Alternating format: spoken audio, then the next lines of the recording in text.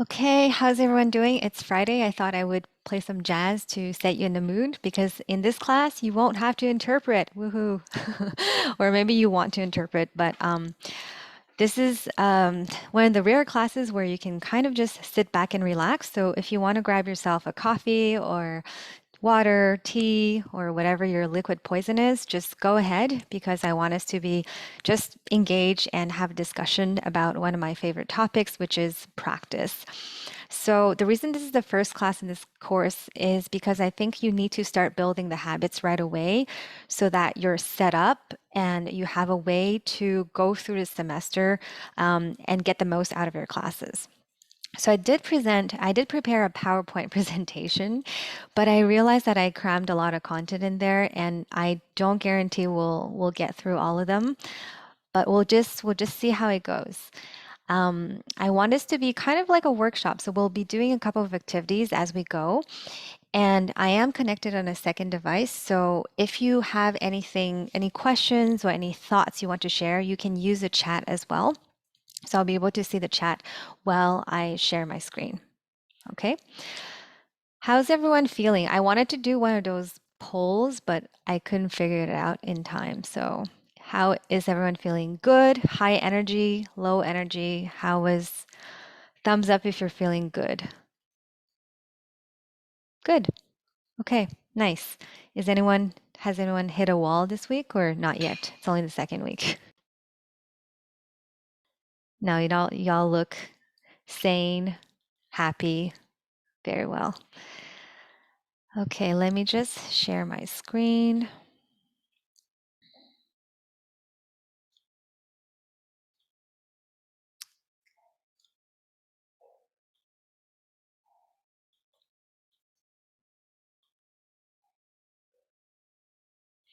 Okay, you're going to see my speaking notes. Might as well, because I'll say that. So I'm fine with that.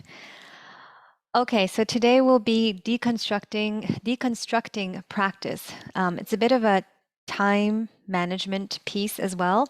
I know some of you are probably really expert already at time management, so I don't want to be condescending or talking down to you if you already know it.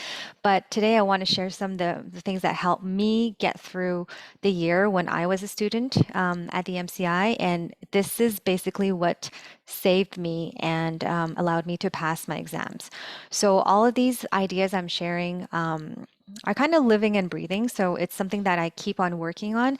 And maybe you have a very good system already. So if you do, feel free to share and you can raise your hand as well. I can see that.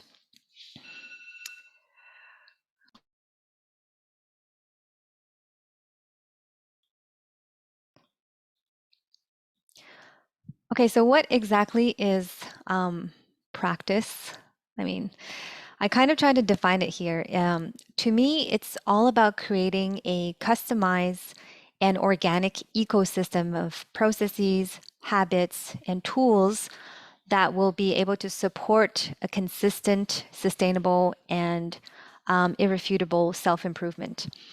So some of the things we're asking you, such as fix all your grammar mistakes and improve your register, these are things that requires a sustained long-term effort. It's kind of like if you're a gymnast or if you're trying to be a gymnast and you start stretching, you're not going to be able to do the splits overnight unless you break your legs and injure yourself severely. But it's the same in interpreting. So some of the things that you need to improve, it will not happen overnight. So a teacher can tell you, do this, do that. But if you don't actually put it into practice and start downloading that muscle memory and that conditioning, you just won't be able to improve. And that's why we need something that's basically systems based.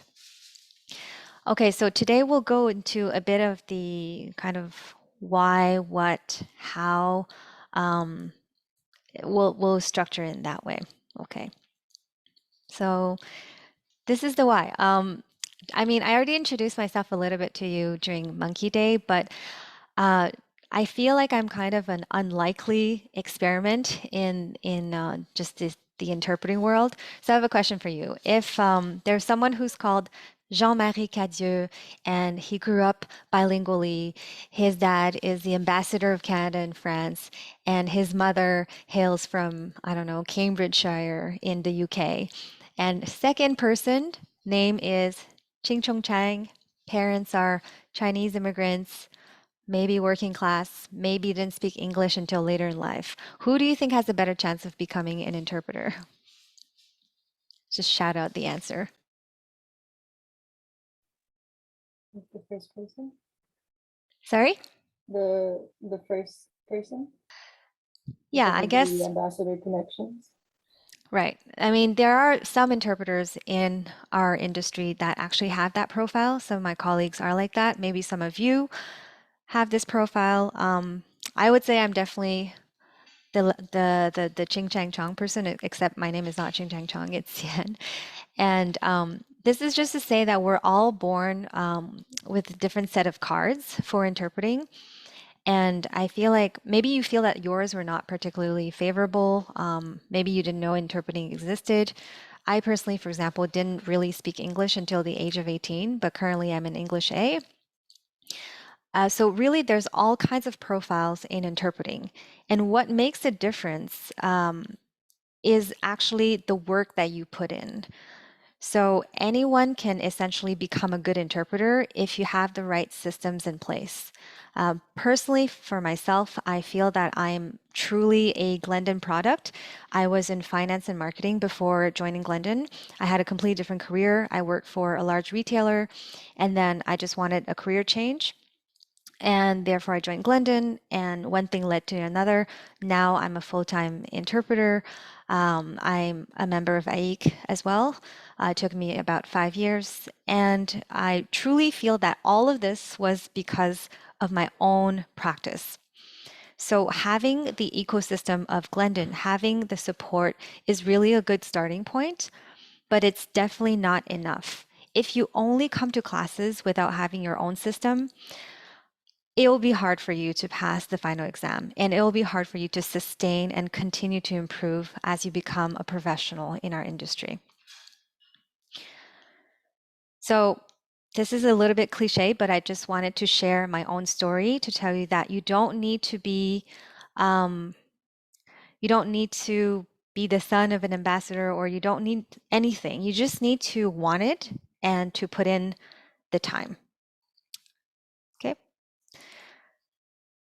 Okay. So why do we practice? There's a book. I'm not super into self-help books all the time, but there are some that are quite good. You may have heard of this one from James Clear, called Atomic Habits. And he's all about not going for goals, which are short term, but rather going for systems. So if you're having trouble changing your habits, it's not you. It's the problem is not you. The problem is likely your system. So it means that your system is not working for you, and your system is not one that you can consistently follow. So to me, someone who's organized is basically someone who has reliable systems that serve them. So now we're at the beginning of the semester. You still have 8 months of class. You still have time to make significant improvements in your languages, in your interpreting skills, because theory can only get you so far. So most teachers will start a class and then you may practice a speech. You'll learn something on the spot, but then it won't be automated. It won't be automatic. You would not have internalized it if you only do it one time. So the idea is to develop a system of practice for you so that over the 8 months, you can predictably improve. So that's kind of the idea. Okay, we'll skip over that. Um, yeah, this is just a nice quote that I got from the book.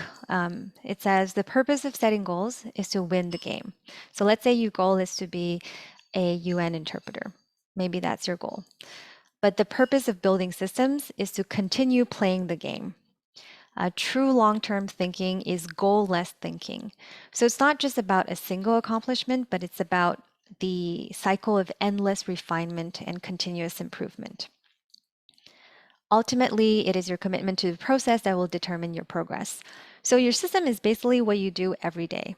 And you may get to your ultimate goal of becoming a UN interpreter or not, but you need to have something that you do every day and baby steps, essentially.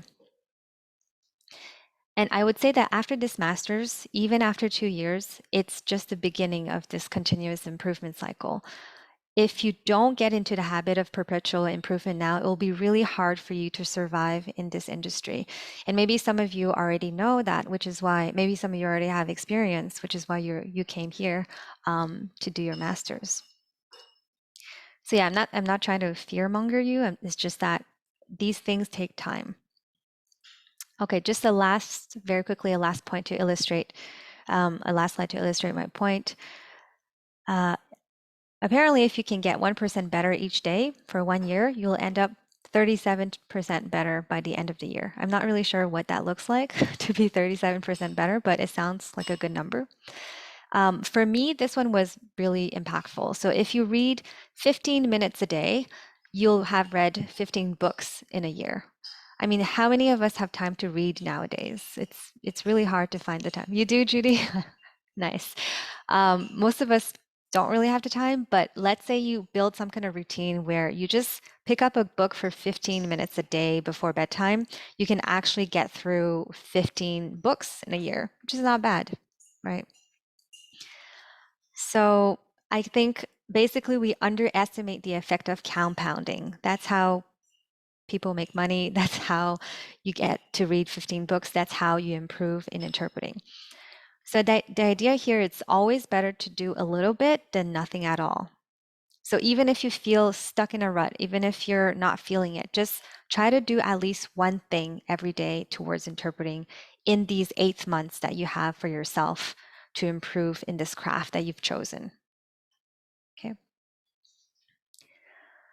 Okay, so I'm still in the why section. I think that interpreting is very related to your life. So when we're interpreting students, we can't just talk about interpreting because we all have lives. We're all human beings. There's always a reason that we're doing things. So I just want to do a little bit more of this philosophizing, if you want. I'd like you to take either a notebook or maybe your computer and just think for a moment about why you're in this program, and write down like why you want to be in this program, and maybe what is your dream if you could blue sky it. Why are you paying all this money to listen to people like me talk, or to just practice interpreting? Because you need to have intrinsic motivation to keep going. It's not easy. Yeah. So I just invite you to take a moment. I'll give you 2, 3 minutes to think about and write down for yourself why you want to be here. And be honest.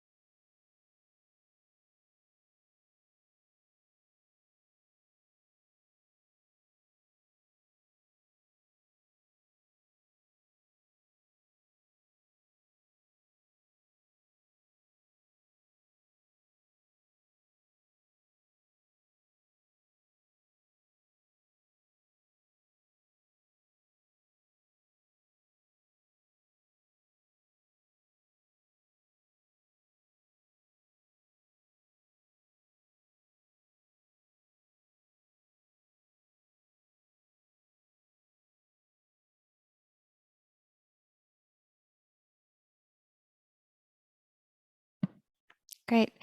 If you're not done, I'll invite you to finish it up on your own time. But I think it's important to reflect on that as you go through the program because there'll be tough moments where you'll want to quit.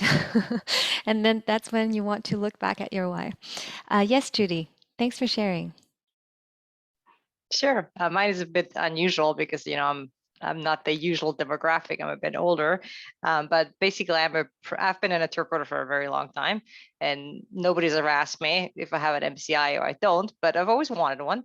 So the main reason is I just want one. I already have several degrees, including another master's degree, but I've always wanted this, so that's as good a reason as any. I've always wanted that formal sort of academic challenge, even though it's only going to be 1 year for me. I've always wanted that. Secondly, I'm a pre-candidate for IEC. They recruited me and I finally said yes, and I haven't really gotten any of my days together. I haven't done anything, but I think it would be good for my IEC membership. And also, I've been a professor of interpreting, oddly enough, without having the formal training. And I'm at two major universities, including the University of California, San Diego. So I think, it will make me a better professor, right? I want to learn. I want to put myself in the student's shoes again and have that humbling experience to see what it feels like, right? To be the one who's receiving the feedback and what feels good as a student and what doesn't work, right? Because my students always give me really good feedback, but I want to take it to the next level. And I feel like I can learn this from people like you. And also because ultimately, of course, it will make me a better interpreter. I do have some pretty serious study habits already, but of course the goal is that I will improve, right? Those are my 4 whys. Oh, sorry, I have a 5th one. I think it'll make me more competitive on the European market.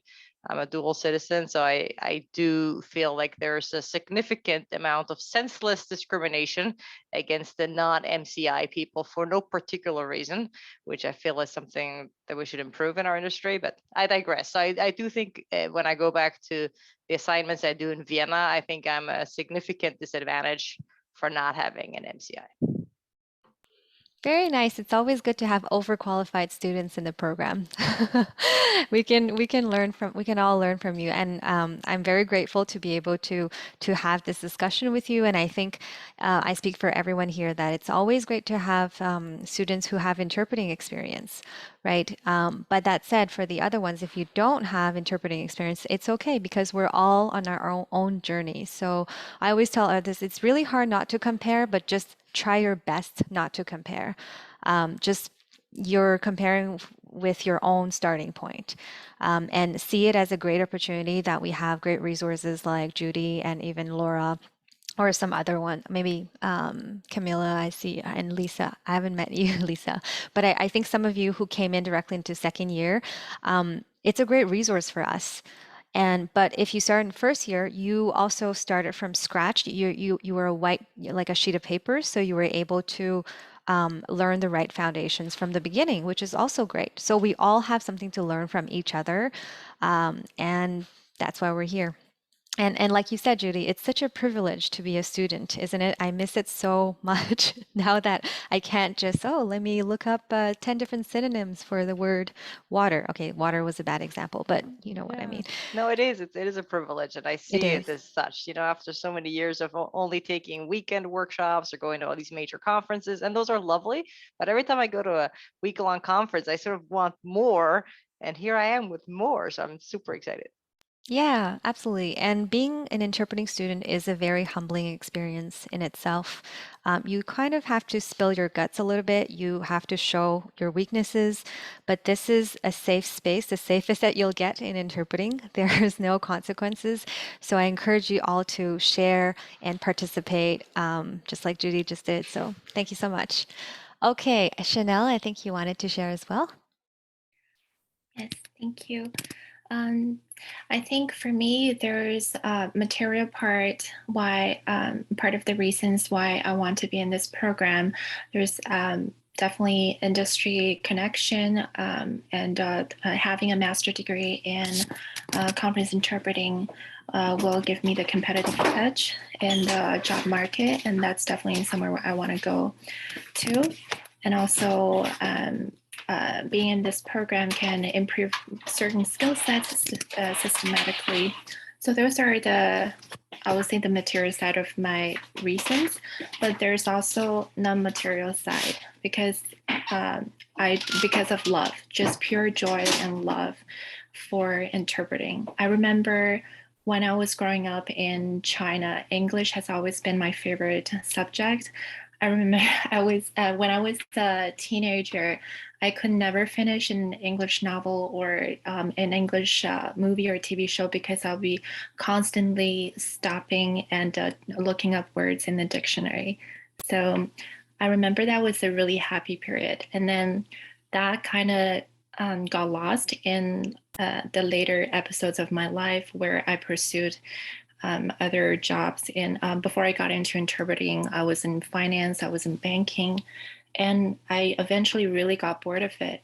And then when I came back to interpreting, before this program, I felt like I was that happy teenager all over again. So yeah, so that was my share. Thank you so much. Yeah, it's so important to just take the time to reflect on what you're doing. And I love that you talked about love for languages, love for knowledge. Um, Many of us are just geeks, I guess. So you're amongst like-minded peers here. Thank you so much, Chanel, for sharing that. I am also from the corporate world, so my why was I just want to get out of the rat race because I realized that it goes like this in the corporate world, and it's all about managing impressions and so on. So I just wanted something a bit more independent. I had no experience, but that was my why. Yeah. So hopefully that allowed you to connect your life with what you're doing. It's not just a 1 year or 2 year studies program. It's what you decide to um, invest your life in, at least for this year. So keep that somewhere, maybe put it up on your wall and look at it in those tougher moments that I know you will have throughout the year. Okay, so that was why. Now we'll go into what to practice. So by this I mean this is a very complex subject because even to this day there's no consensus as to what is good interpreting. So obviously you want to practice so that you can be known and you can become a good interpreter. But that definition changes a lot. It changes depending on the school you're going to. So if you're trying to pass an exam, it'll have different criteria than if you're trying to apply for the UN. It'll have different criteria than if you're working on the private market with your colleagues. It'll be different by language. So it's just a wide ranging, just like different moving targets, and it can become hard to become a good interpreter for everyone. But at Glendon here, we try to follow the predominant, I guess, interpreting school definitions as well. But I have done a little bit of primary research for you. So I've actually reached out to several of my IE colleagues as well as some of your professors, and it's anonymous. And I've asked them what is good interpreting for them. So I'll share some of the interesting responses I got. Okay.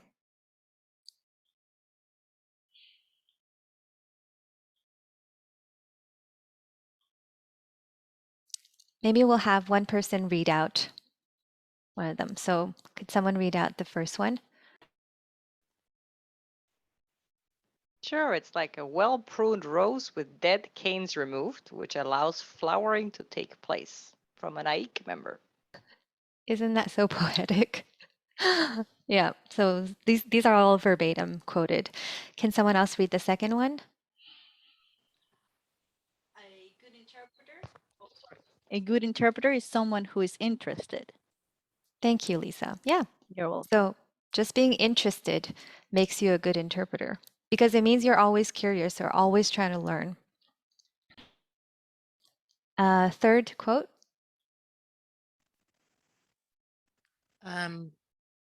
Should I go? Yes, please.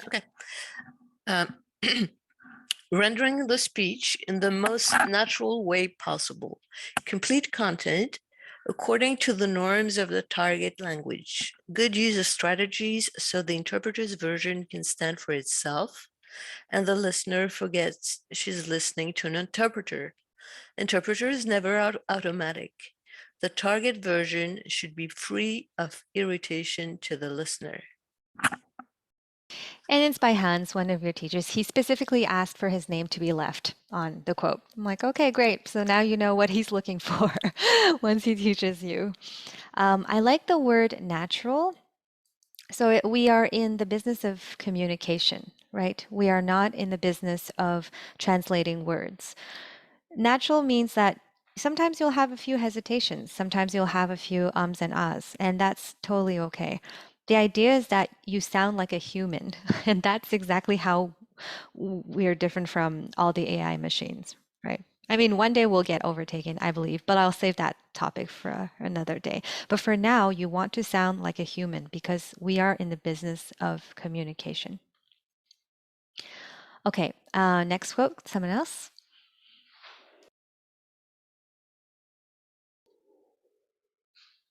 Chanel? It's the preparation one. Yep. Preparation is the line between a true pro and an amateur. Comprehensive glossary, background research, prepared with acronyms, being aware of what's important for the client, dressing for the occasion. Thank you. So this one I thought was really important because preparation is free.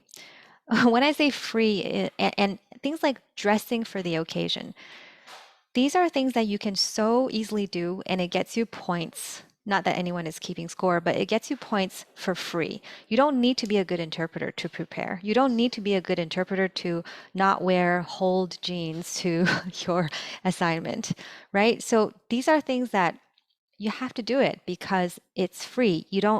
There's no reason that you shouldn't do it. It's completely within your control. So I like that one because I think what differentiates a professional from an amateur, as this quote says, is that you go get all the free things. You're not just showing up and starting to interpret. You are preparing, you are thinking about the context, you are a good booth mate, you are dressed professionally. All of these things are done outside of interpreting proper, but they make you a professional. And that's something that we want to teach you as well. That's what truly differentiates a professional from an amateur. Okay, Jacqueline, would you like to help us read the next one?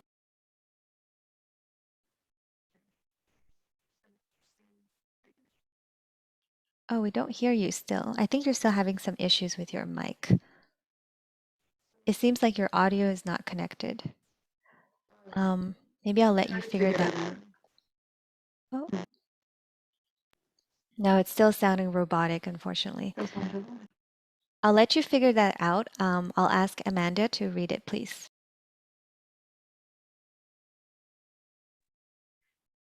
Sorry, we're on the fourth one, right? Yeah. Yeah. Preparation is the line between a Oh, no, Oh, the owning the speech oh, one. okay, sorry. Owning the speech, which is only possible through good analysis. Flawless command of the A and B languages.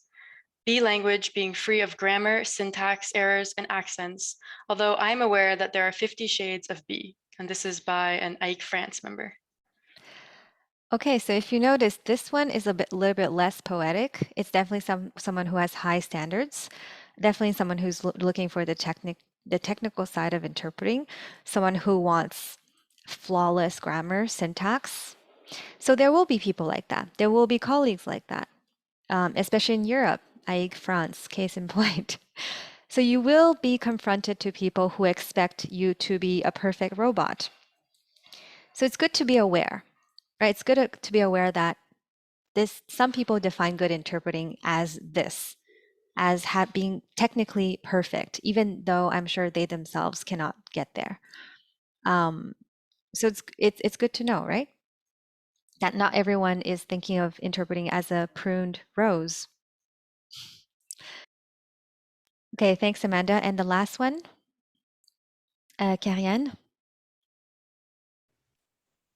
Someone fully aware of his her limitations in terms of skills, language, and interpreting related skills, and with respect to his her emotional state and cultural beliefs. Thank you. Isn't this one nice? It's someone who's aware. So being self-aware, I think, in interpreting and life is so crucial to you becoming a full-fledged human. So the more that can come into your awareness, the more you have a chance to change it or to control it in a way.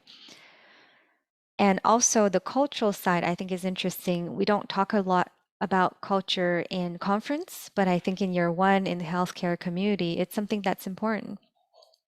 And in some languages, I think the cultural bridge side will be much more important than in others, just to know what's appropriate. Right?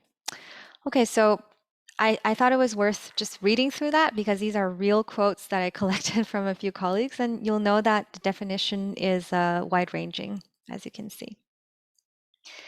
Now, I also went to dig out some secondary research. This is probably the most comprehensive a study that was ever done on the topic of quality in interpretation. And that's something that Ayik talks about a lot, but then they don't really define it. So quality in this study, it's a study done by Ayik as well as the VKD, which is a German Association of Conference Interpreters. And how to read this chart, it's a little small, apologies. I'll try to. So essentially, interpreters, many interpreters and clients and Ayik people, they were asked to rate what's important for them, what makes quality interpretation. So on the left, you have the actual items, and then the numerical scores, like for example, the first one, sense consistency with original, was rated as the most important. So 90 out of 100 or 88 out of 100. So you know that that's the most important indicator of quality for most people. So that's how to read this chart. And it's divided between content, form, which include all the language stuff, and delivery, which is like voice, accent, and so on. So the top 5 are 1, content, sense consistency with original. So you need to get the meaning right. That's the absolute non-negotiable quality of an interpreter. If you sound beautiful, your voice is just singing, but you're saying gibberish, it just won't get you anywhere. Second, it's also a content piece, so logical cohesion. So active listening, speech analysis, getting the links right, that's again another non-negotiable. Third, completeness. So reformulation, that's completeness doesn't mean that you need to get every detail. It just means that you need to have the right strategy so that all of the units of meanings are there. And again, from the table, then comes form. So you need to have the right terminology. You need to have correct grammar. And lastly, you need to be fluent in your delivery. Okay, so this is the biggest study that was done, and it's that. So this is what we base our curriculum on. This is why we insist on the things that we do. So I thought that was pretty interesting. Good to know, right? I'll let you read this on your own time, but these are 2 of my favorite definitions of good interpreting. One is from Dick Fleming, who you probably know. He used Sept. He's now retired for a long time. But I think the gist of what he's saying is that interpretation is just allowing everyone to participate. So it's a very inclusive act, and that's why we're hired to do what we're hired. We're just allowing more people to take part in the conversation. So it's quite beautiful, I think. And the second one is, again, making the point that you're not supposed to be a walking dictionary. Some of us have the habit of just looking up every word, Lingui right away, Google Translate. Try to resist that urge because then you're training yourself to become a dictionary, but you never will be because there are actual much better dictionaries. So try to resist that temptation and instead think about what is trying to be said and find in your own resources how to say it. Okay. All right. So still in the what to practice, this is my own system, the next thing. It's something I started in school and I still use. It's just it helps me focus on what I need to practice. So I call it the KLSB. I really like acronyms. So let's just go through them. These, if you can master these, then you're good. So K stands for knowledge. To me, that's the hard drive. So it's your long-term memory. It's things that I wrote here. It's really hard to speak about, let alone interpret into another language what we don't understand. I'm sure you've all been in those technical meetings. It's much easier if you understand what's being said. So you need to keep feeding your hard drive. You need to keep accumulating knowledge. This will really help you. I don't know what this is. Yeah, you just need to bridge gaps in your general knowledge or current events. If you remember at some of your aptitude tests, we asked a few current event questions. You may have crammed some studying before then. But if you do have a gap in current events, you know it yourself. We don't need to point it out. So just try to really bridge that gap. I have a list. So I have a tools and templates category. I personally have a list, a hidden list that no one shall see of all my blind spots. So I call it the K tab in an Excel. So every time someone speaks about something that I think I should know, like the Israeli-Palestinian conflict, which I know now, but I don't, then I will add it to my knowledge list of things to look up later. And then on the weekend, when I have more time, I'll just watch a little whatever, those like 5-minute videos on it and try to brush up my knowledge on it so that next time it's mentioned, I'm not looking like a fool. This is when podcasts are coming into play, books, and so on. Okay, so that's for K. The other thing to practice is language, obviously. This I call our non-negotiable building blocks. So this is quite loaded. It's everything: grammar, syntax, terminology, style, accents. Maybe you don't understand the who knows, the Australian accent or the Scottish accent. Maybe it is a weakness of yours. So you will need to expose yourself more to that so that you can bridge that gap. And also natural speaking. I think many B language interpreters have sometimes very good resources in their B language, but they just don't sound like native, and you don't know why. And the reason is probably because they haven't immersed enough. They haven't talked enough, spoken enough with people in that language, or watched enough TV shows in that language. So being natural, just like Hans mentioned, is almost as important as accumulating idioms and vocabulary. And of course, register. If you are a Gen Z, maybe, then with age, you will naturally speak with a higher register. Sometimes I hear, I mean, I've always enjoyed a higher register, but usually younger people tend to have a lower register just because you haven't been exposed. You wouldn't be reading The Economist and so on. But as an interpreter, you're interpreting old people most of the time.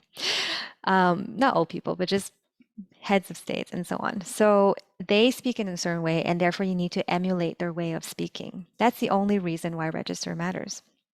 But that said, you may also sometimes interpret young advocates or so you need to have a full range of register. You not just formal register, but also street register, informal register, popular culture register.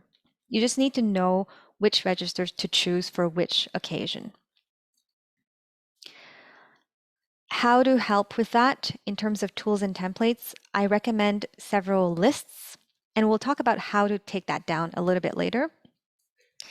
But to my Chinese students, I already recommended a pronunciation list. So every time I say this pronunciation should be like that, you add it to your list. Pronunciation is quite easy to correct.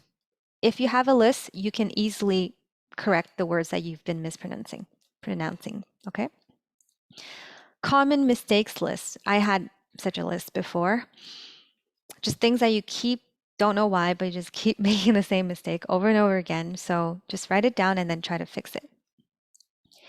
And then I have verbs to activate. I find that if you have a variety of verbs in your arsenal, you just sound so much more elevated. So I have a verbs list personally. I have another one called automatisme. So it's just things that I don't want to commit any mental energy to when I'm interpreting because it comes back so often that it becomes automatic. So in French, an example could be meeting minutes. Do you know how to say that? Procès verbal. Anyway, so once you do a lot of meetings, I already know that every time I hear minutes, I just go procès verbal. It's very automatic for me. I'm not thinking about it. It goes through another part of my brain. And the reason is because I added it to the automatisme list and I just keep reviewing it. And then at one point, it just becomes automatic.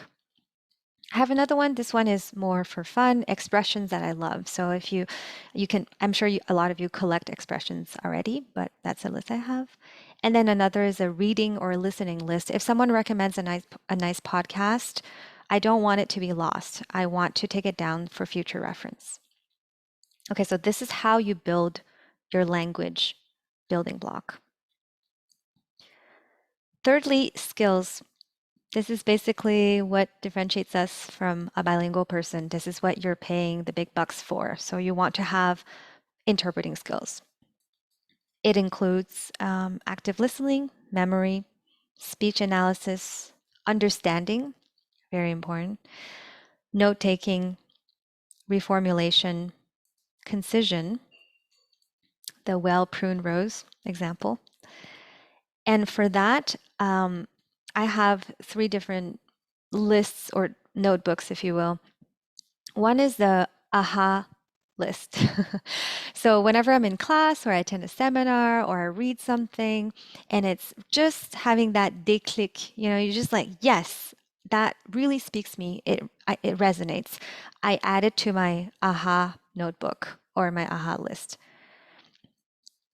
Another one is an exercise repertoire. So let's say you attend a class and someone's doing sight translation, and it's the first time ever you've done sight translation, and you realize that it really works, you really like it. Then I personally have a list of all the different warm-up type exercises I can do as part of my practice session. I'm sorry, Rachel, it's really late. It's like 2 a.m. for Rachel, everyone. She's a real trooper. And then a repository of your recordings. So in my Chinese class, I make students listen to their own recordings, which is somewhat of an excruciating experience, but I want you to get used to listening to your own recordings. So you should have a way to systematically just dump all of your recordings in one place. I use Dropbox, but there are several other tools you can use.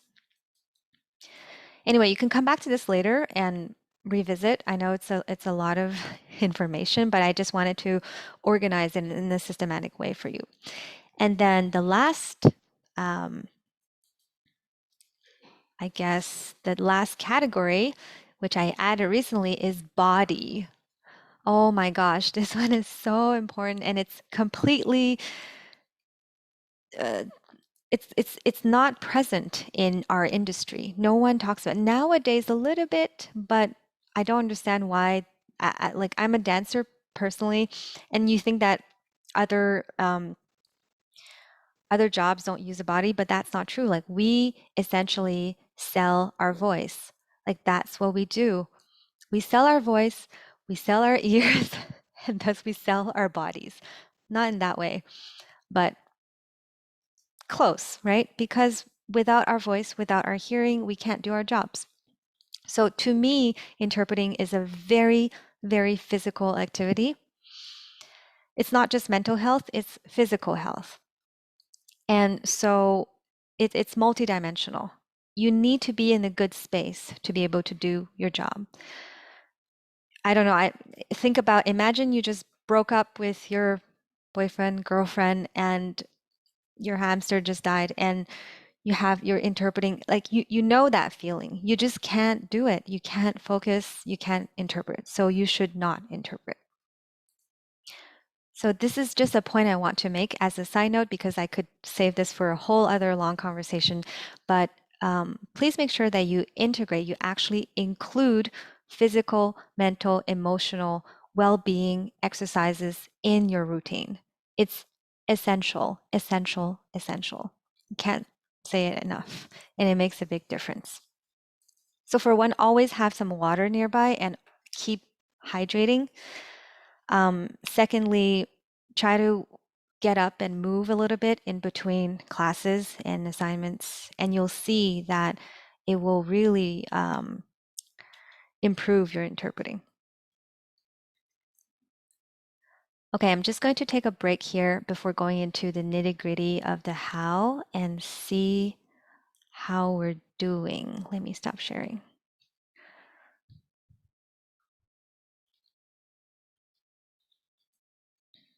Okay, any reactions? Anything you'd like to share? Oh, Xavier too. He's also on the night owl o'clock.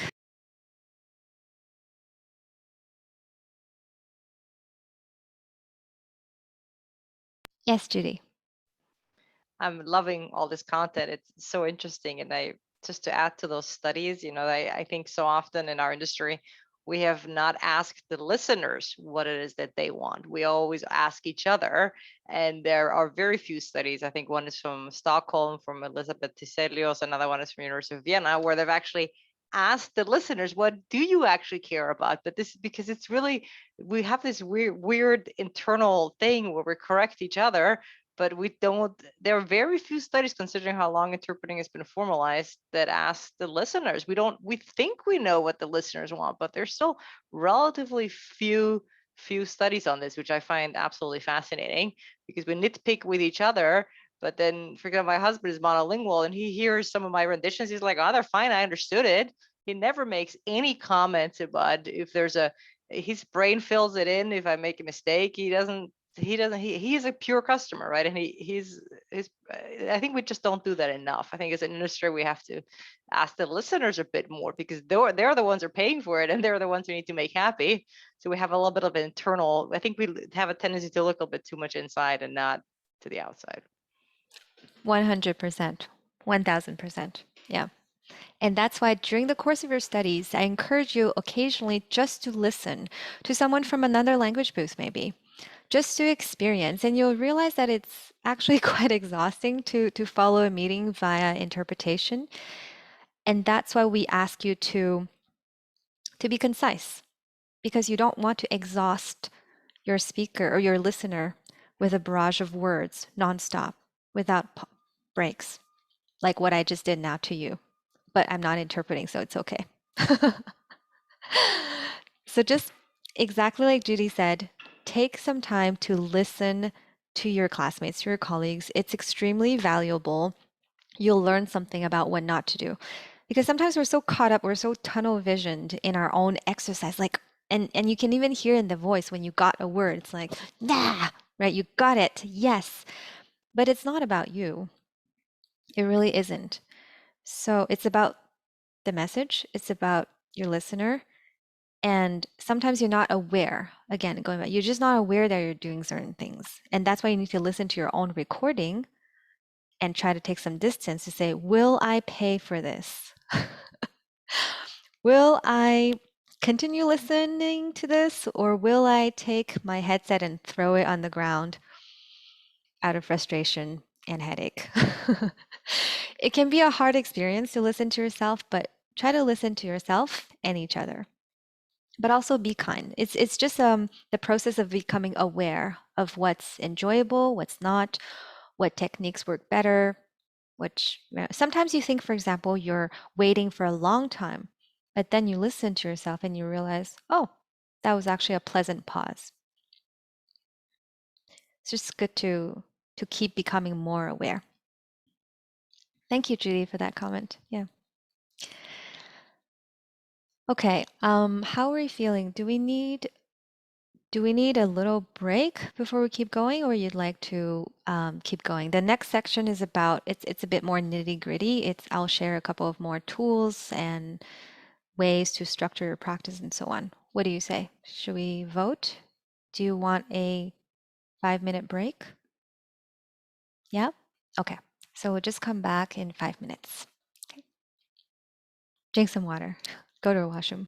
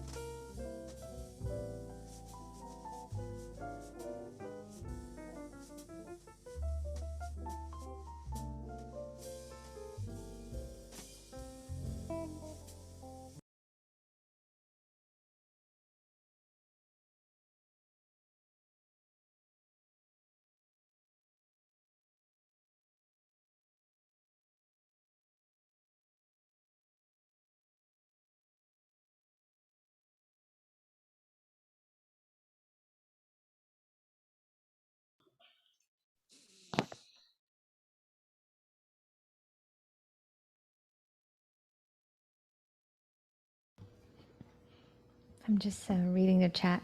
It's funny.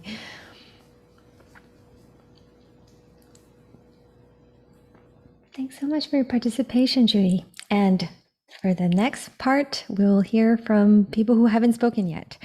Take the opportunity. It's always nice to have a conversation. I know it's a little hard online, but we're still real human beings behind our computers. All right. So next part is we'll talk a little bit about how to actually put all this together. But I'm sure you have already maybe a system or something you've been doing, especially those of you who start in year one. You probably have a way of keep taking notes in class, or I asked as part of the pre-work for this class. I haven't had a chance to review everything, but would anyone like to share what their current practice system is? It could be, how do you structure a practice session? How do you take notes? How do you improve? Anyone who has not spoken yet? Okay, either Maria or Maureen or Karianne or Jacqueline, if your mic has been fixed. Maybe Amanda, Wen, Xavier, Louis, everyone except for Judy. Yes, Jacqueline. I just want to see if my microphone is working. Very nice. Okay, perfect. Practice sessions, I usually do, I sort of have it on my board that I do 15 minutes listening, 15 minutes interpreting every day. So because I find that if I try to put like, oh, I'm going to interpret for an hour every day, all of a sudden I feel like I can't keep up with it, and then I stop doing it. So once I started doing like 15 minutes, it sort of tricks my mind into thinking like, oh, that's so short. But then I end up doing more anyway, because as I'm getting into it, I'm not thinking about how long I'm doing it for.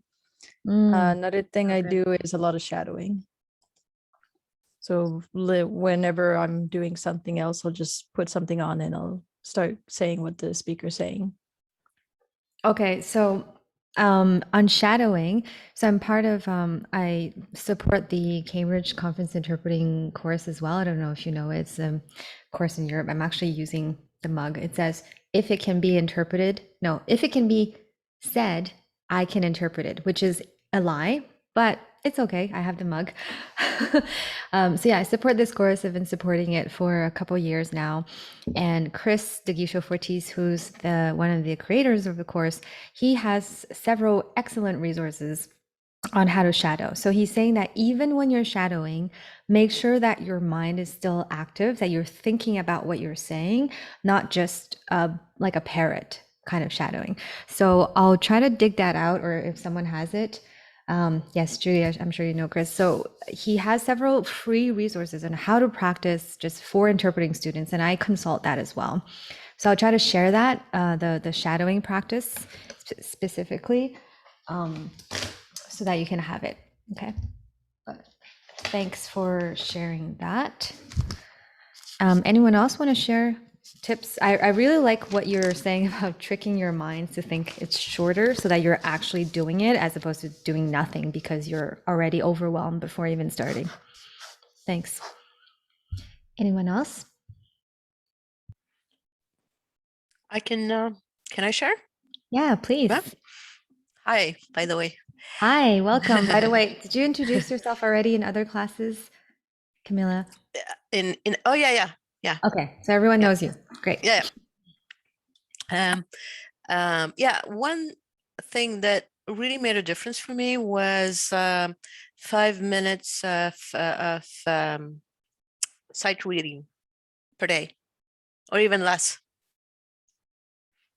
Sight translation? Sight translation, exactly. Okay. Sight reading. Yeah. Sight interpreting, I guess you say. And yeah, it was suggested by Tom Afton, and it really worked. Nice. Yeah, I agree. We tend to not do enough sight translation here, but when I prepare for my assignments, the way I get myself warmed up is I will sight translate. Let's say there's a document, I'll just sight translate into the other language to warm up the vocabulary Yeah, the terminology. So that's something I systematically do before every assignment as part of my prep. So I agree. It's a really good way to practice. Oh, yes, exactly. Thanks, Jacqueline. So Jacqueline just shared in the chat the CCIC resources. Feel free to scrub through that. It's very helpful and read through it at your own time, on your own time. I refer to that quite often too, because Chris is amazing. Yeah. Okay. Thanks so much. I guess I'll share some of the things I had prepared for now. So I will go into screen. Okay.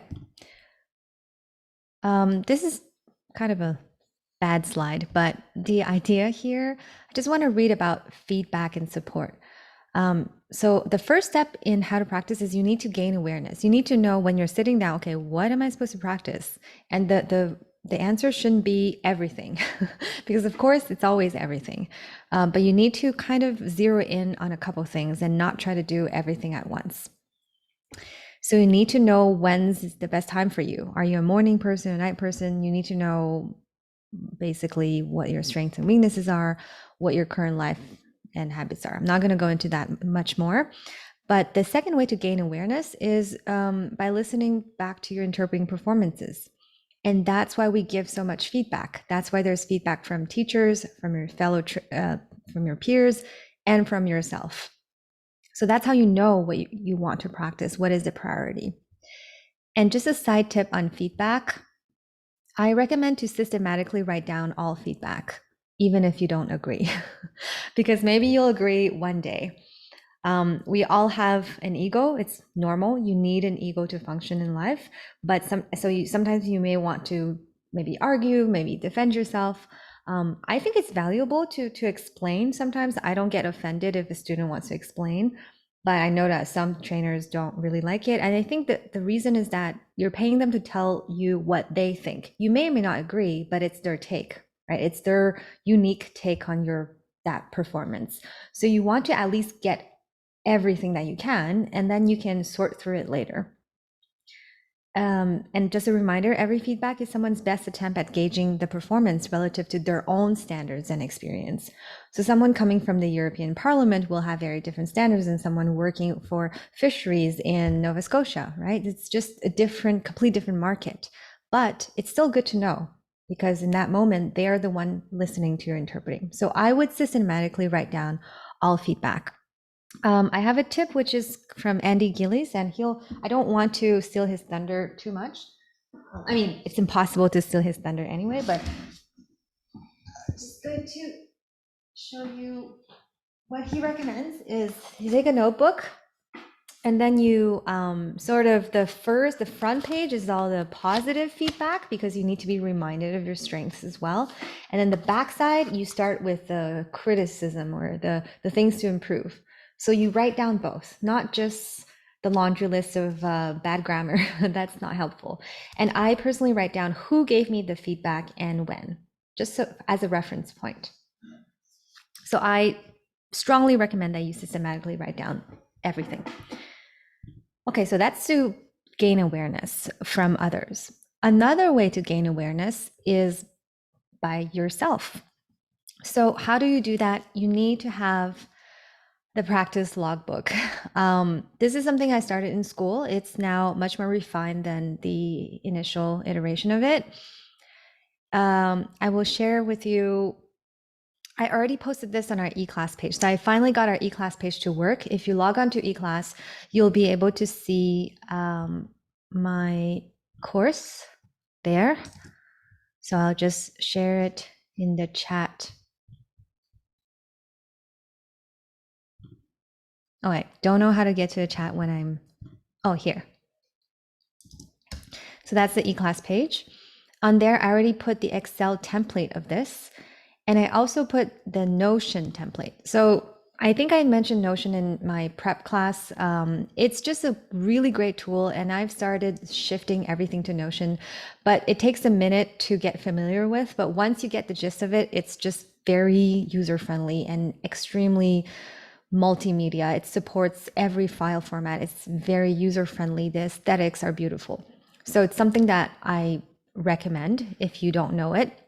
If you do use Notion, I shared as well the Notion template, and I see that Luis is he uses it. Yeah, it really is a game changer. I've started planning all my courses, everything on there. So we won't deep dive into Notion today, but it's just I shared a template in case you do use Notion. So instead of sharing this, I will stop sharing and share something else.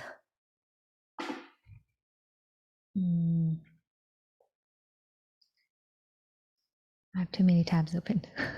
1 second.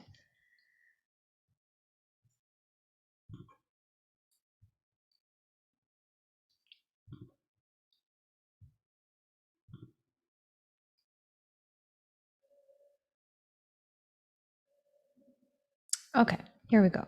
Practice logbook.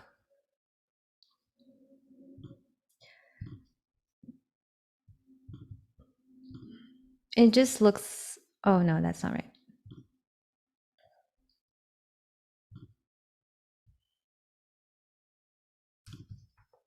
Here we are. Okay, so that's just a demo of how you can use it.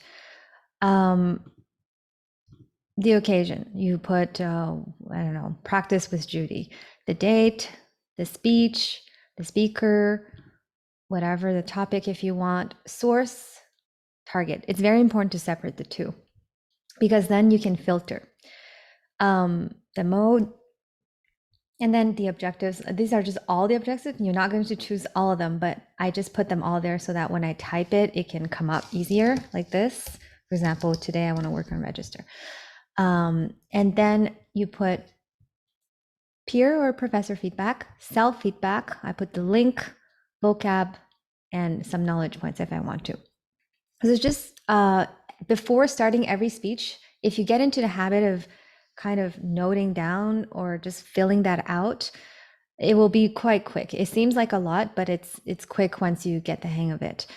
And the idea is that once you take down systematically every time you practice a speech, you'll be able to filter by source and target language or by mode. So you'll realize very quickly that you always make the same kind of mistakes or you always get the same kind of feedback. For example, maybe from Chinese into English, Simo, you tend to always sound choppy. So if you filter it and you realize that choppy, you keep getting this feedback, then you know that this can be a good objective for you to practice or improve on for your next practice.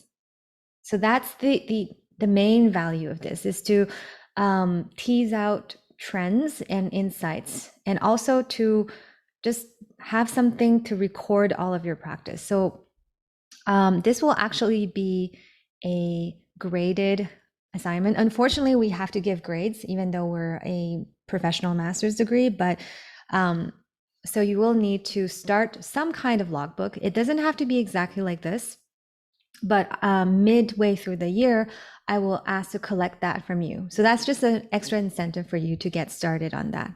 Okay, I already shared a template with you so that you can start going on that. And I'll just share with you one of my students who used it, and I want to show you how powerful it is and how crazy it is. So you can see here, this person, it's a simpler version, right? You don't have to do everything, but it's, yeah, this is all the speeches that she did throughout the year. And then if you apply the filter on top, like if you add, where is my filter? This, then you can sort, let's say, yeah, just like all the English. Can't do it now, but you know what I mean? Like you can have all the English into Spanish, and then you can further sort into Simo, consec without notes, and then you can tease out trends. So it's quite powerful. Even if you don't do the sorting now, at least you just systematically record what you've been practicing. Okay, does it make sense? Yeah, so this is something that's quite useful if you do it before every class or every practice. And then you look back and you go, wow, look at all the things I practiced. Look at all the subjects I've covered and look at all the feedback I've gotten. Okay. So that's one tool for you. Let's go back to my Excel. My Keynote.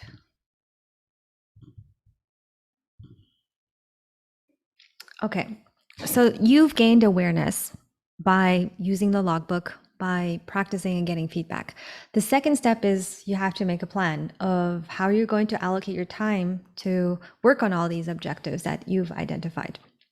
So here I'm talking about your free time. Obviously, when you're in class, you can't practice. So this is the free time that you have outside of class and after this master's. So I'll just share my way. It's a little convoluted, perhaps, but it doesn't have to be that complicated. It's just giving you ideas. Even if you take one thing from here, it could be sufficient. But this is something that took me years to develop. So it's no worries if it's not as involved as this one. But I do some planning on the weekly and on the daily. So you can see that I use several tools, but the tools need to be matched with the behaviors because just like Jacqueline said, if you plan to study for an hour, but you never do it, it's just not a good system for you. So you need to go back to a drawing board and revisit that system. So all of us have, I hope, a timetable, some kind of Google Calendar. So on weekly, you kind of look at your week at a glance and you realize these are my free practice slots and you schedule them in. So that's the first thing. Find the time to practice. If you don't schedule it in, then likelihood of doing it is very low.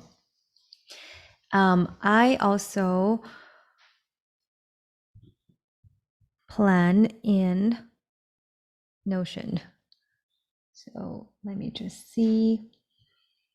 So you can also plan by priority, basically.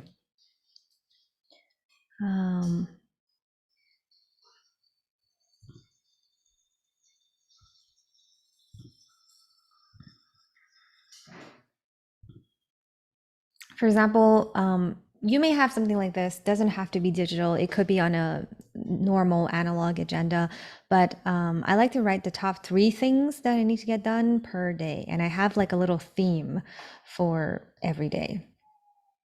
And the reason that 3 things is because 3 things is achievable, but if you try to do 5, it becomes too much for me. So every week I try to write 3 things that are really important for me.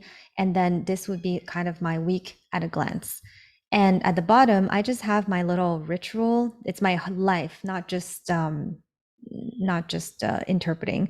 So sorry, this is getting too personal, but I have a little morning ritual. So, I'll feed my cat, water plant, and then I'll do my body stuff. And then I do some stretching and then blah, blah. These are just the things I need to feel sane and be able to take on the day. But I plop it here on my weekly to remind me because it's an easy reference. And then daytime, and then maybe you have an evening thing. So it's very simple, but that just works for me. You could have it on a different system. Okay, so that's another way of planning is by priority. And a third way of planning is by activity. So I use another system called GTD, is Getting Things Done. So this is like a catch-all of things I need to remember. Let's say you're running around and you're going crazy, then I just like to brain dump. It's part of the GTD system, everything here, and then you can filter by the things that are important. Okay. So it's just, I like the idea of the brain dump because we are bombarded with so much information. And if you don't have a place to catch all of that, you feel constantly stressed or something is always eating at you in the back of your mind. But if you know you've captured it, you don't need to think about it anymore. So that's something else I recommend. Okay, I'm just checking the room. I know it's a lot of like my own system, which is hard to look at someone else's system, but again, I'm just giving you some ideas. So just hang with me for a second. We'll come back to you. We'll just finish this part. So that's the weekly activities that I do. So usually, like I said, check Google Calendar to make sure I don't miss, let's say, important assignments. So I'll plan around those. On assignment day, I have a completely different morning routine because I don't want to do too much. I just want to prep for the assignment. And then I'll plan my week at a glance, the thing I showed you with the top 3 priorities, so that I know what's the most important things I want to get done in the week. And then I'll just review the GTD system in Notion and take activities from there that I want to do in the week. And then every day, that's weekly. And then the second column, daily, I'll just review my day's priority from Notion from the week at a glance. Like, okay, these are 3 things I need to do. Like on the daily, on the non-interpreting day, I'll do my morning routine to kickstart the day. And then throughout the day, I write all the brain dump things to clear my mind into either GTD or whatever list. And then I actually do plan a little bit if I practice. I still practice interpreting occasionally with colleagues because I want to prepare for an exam, for example. So we try to plan our sessions a little bit. So the next part, I'll show you a typical practice session that I do. But before I go there, I just want to see if there's any questions or comments. Yes, Camilla. Just to make sure I understand, all this is done in Notion? I use several things. So for the calendar, I use Google Calendar. Okay. For the week at a glance, I use Notion, but I used to use just a basic planner if you're more like a writing person. For my list, my brain dump, it's in Notion because I have Notion on my phone and my computer and everywhere. So I just put it in and it's easier for me to sort. So it just works for me. You need to figure out what is the most accessible for you, and I'll get there later. The most important thing is access. If you can do something in 1 click rather than 2, go for that. If you're used to using something like Google Calendar, I've been using since its inception, so I'm just so used to it, I'll use it. Even though maybe there's a calendar in Notion, I'm not going to use that because also Glendon is there. I do everything in Google Calendar. Yeah. Any other questions?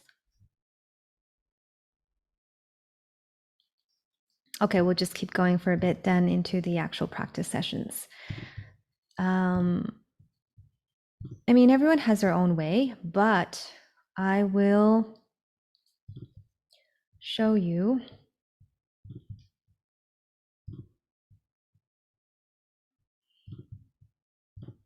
how it's done. Where's my demo? Okay, so this is for just an illustration of what can be done. So weekly planning. So let's say it's Sunday and you have 2-3 practice session blocked off and you're going to be practicing. Then what are you going to practice? So let's say you've decided that your objectives were don't stick too close and you want to do some consec because you've been doing so much SIMO and you feel like your consec skills are getting rusty. And to become aware of what to practice, you have your practice logbook, you have what your teachers told you, and so on and so forth. So then in Notion, what's good is that everything is embedded. So everything can be opened as a page and you keep zooming in or zooming out at will. So I just opened the week 43. And then here I decided that I have, let's say, these are the practice sessions I have planned. I have an individual practice session on the Monday. I call them long or short. I have a partner practice with my practice partner, Maïga. I have a group practice maybe with 3 other people, and that's my practice for the week. And then this can be it's just because I want to keep track of what I've practiced. That's why I go into the trouble of doing this. Otherwise, it's not necessary. As long as you plan it, it's fine. And then here, this is my Monday individual practice. So I'd like to do a warm-up. So I have a drop-down list of exercises. So I'll do a transcript analysis. What this means is I just look at a transcript and instead of interpreting or doing anything, I just try to do some speech analysis. I read it and I mark on the margins. Okay, intro, anecdote, point 1, advantage, pros, cons, number, example, something like that. So doing that helps you identify the structure of a speech, especially when the speeches get more complicated. So I like to do some kind of transcript analysis. And then I put just the link of the speech here, just in case. After this warm up, I will do, so today I decided to work on consec notes, rework notes. That's my main activity. I find that if you try to just interpret without a specific goal, it's hard to know if you're making progress. So for reworking notes, I chose to do a consec of 5 or 6 minutes, but I'm doing only notes. I'm not interpreting. So I'm just listening to the speech and I'm taking notes. If that's too fast, I just take notes from the transcript. It's not something that's really done or taught, but sometimes I do that. If I want to take my time with notes because when you're in the heat of the moment, it's really hard to think about what's the best symbol to note down something, right? Or what's the best page layout. So I just pause the clock by taking notes from the actual transcript, because my goal today is to work on my notes, not my delivery, not my register. So then I take notes from either listening or the transcript. So that takes me maybe 10 minutes to do the whole speech. And then it takes me quite a long time, I realize, like at least an hour to deep dive into the notes. So by that, I just mean I listen to the speech. So I play the speech and I compare with my notes. And I'm like, I don't know what I was doing here. Like it didn't make sense, the notes that I took. So then I rework my notes, or I find a better way to note it down. And then after that's done, last 10 minutes, I do a proper interpretation. So I will just like start actually taking notes again, maybe, or if I don't have time to take notes again, I just try to interpret my notes, my better notes that are reworked.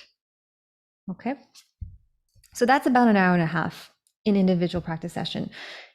It seems like you didn't get a lot done, but in this case, I wanted to rework notes, and I have the transcript here, and I know that that's what I did on that week because I back it up. That's my practice plan for week 43. And then the idea is you have all the weeks eventually.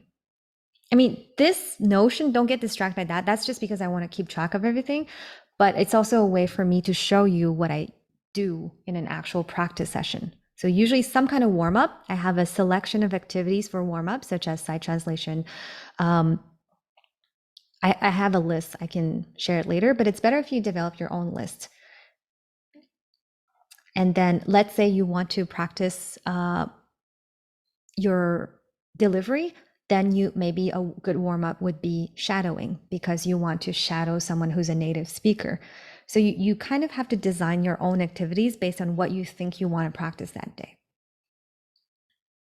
Does that make sense? Does that help you, give you some tangible examples to just sink your teeth into?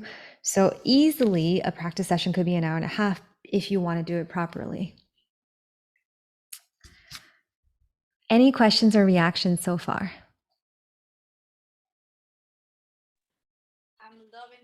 I'm loving this. Thank you so much.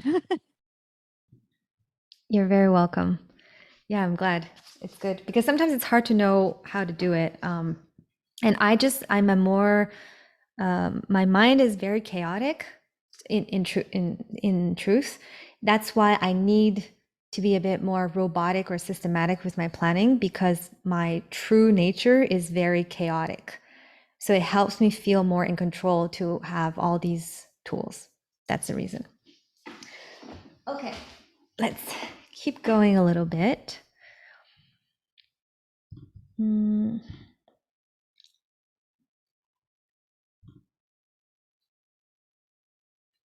Okay, so this slide was about how to practice in your free time, right? Like the time outside of your class time. The second slide is in class, because you keep going to class after class after class, right? Like this is a class, tomorrow you'll have another class. So I recommend to have a set, what I call like a operations manual, kind of a, pilots when they fly, the reason they don't crash the plane is because it's so scripted. I used to be a flight attendant, so I know like we had these huge manuals because there's no room for error. There's no room for thinking. You just follow the procedure and you get it done consistently every time. That's just how it works. So I recommend for you to have a kind of operations manual for yourself for each class. So here on the left, you have before, during, and after. So before, okay, this idea of a scratch pad is kind of the brain dump, but the brain dump is for all of my life. The scratch pad is just the quickest thing you can access to write notes. So you know how I talked about all of the various lists that you could have, right? Like pronunciation lists, knowledge lists. Obviously in class, things are going really fast. So you won't have time to start like opening a million tabs and properly assigning the glossary. If you're able to do it, wonderful. But personally, I think it's very hard. So what I do is that I devise a little system of codes. And I use the same when I give you feedback. I told some of my Chinese students yesterday, AWK stands for awkward. So if I hear you say something awkward that doesn't sound English, I just put AWK. So that when I give you feedback, I know what this is referring to. So the same idea you can apply for yourself in class during note taking. So what I mean, let me just get my scratch pad. Okay, I'm sorry to introduce another tool, but some of you probably already know is like the Rocket Book. It's just a digital. By the way, if you're interested in any of those tools and want more information, we can have a one-on-one later, or we can have a separate session. Just ignore all the tools geeking out that I'm doing. You can do that perfectly well on just a notebook. You don't need the Rocket Book. I just got it as a gift. So for me, this is my scratch pad. Okay, it's blank, even when I teach. So for example, I said I would commit to getting you the Chris thing, right? So I just put a little circle note. I don't want to write on this. I just take a big scratch pad. If you bear with me. So all you need is a couple of symbols. So imagine this is a scratch pad. So you can do like PR, could be like someone gave me a pronunciation tip. So I put PR. Someone said something inspiring or that I find really great. So then I put aha. Something is like a glossary item I need to feed into my French thing. I use G. So it's just a way to code your notes, if that makes sense. And then like after class, so the scratch pad is just a catch-all. It could be your notes app on your phone or on your computer. It could be your Rocket Book. It could be a physical, simple, like catch-all notebook for all Glendon classes. But don't try to classify when you're in class because you'll lose energy for no reason.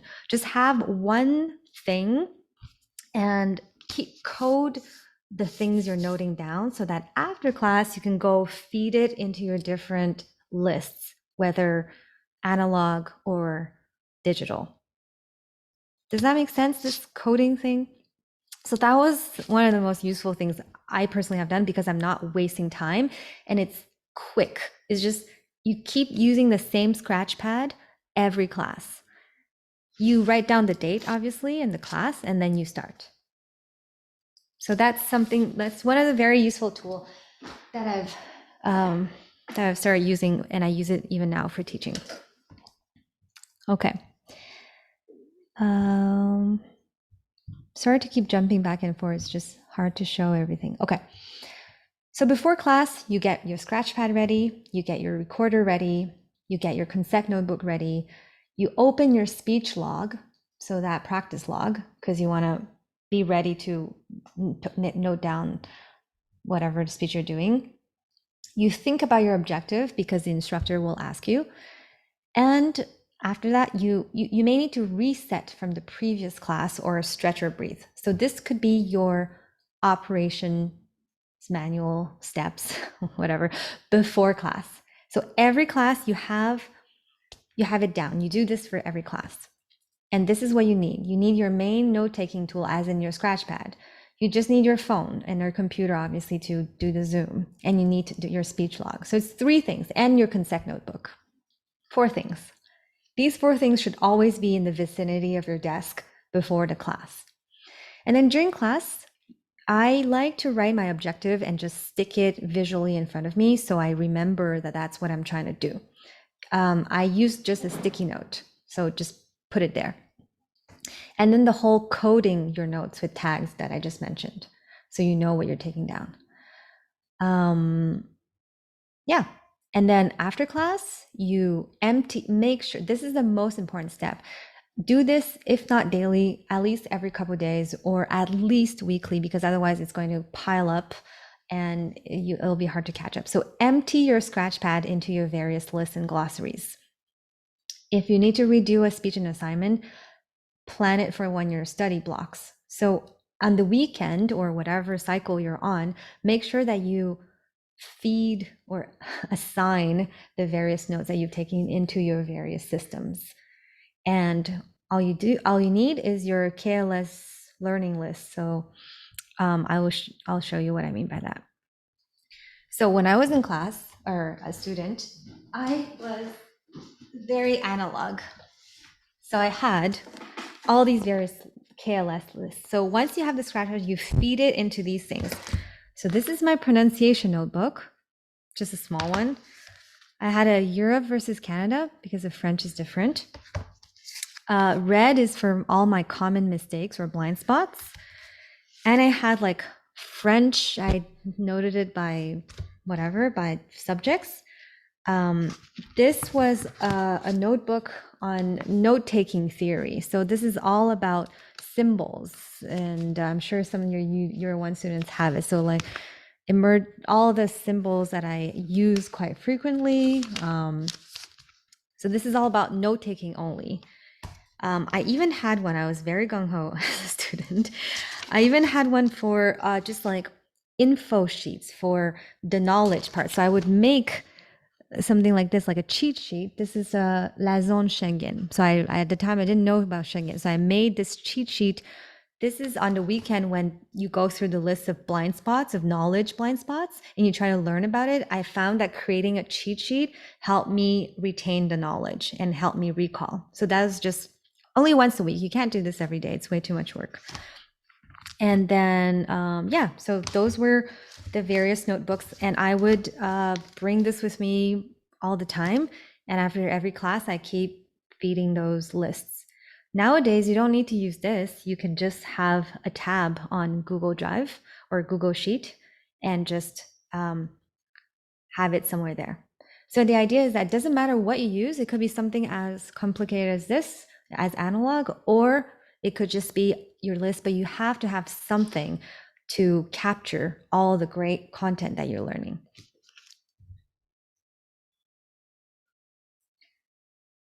Whew, okay, just gonna take a breather. Does it make sense? Is everything still good?